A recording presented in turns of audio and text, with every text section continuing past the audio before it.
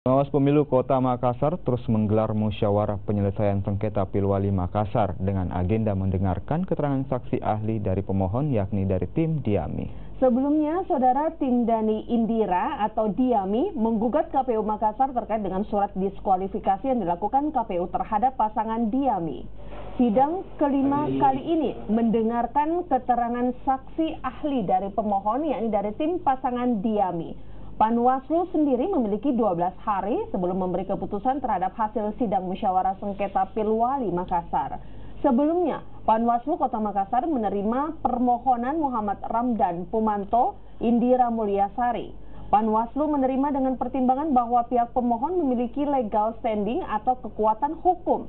Adapun materi gugatan yakni SK KPU Makassar yang membatalkan Muhammad Ramdan Pumanto, Indira Mulyasari di kontestasi Pilwali Makassar. Dan hal yang pasti, Panwaslu tentu tidak berada pada posisi berseberangan dengan MA. Kita akan lihat nanti, saya tidak ingin berspekulasi soal itu. Kita lihat apa fakta yang terurai dalam persidangan, apa alat bukti yang diajukan oleh pemohon dan termohon, itu tentu yang akan menjadi dasar pertimbangan Panwaslu untuk menilai gitu.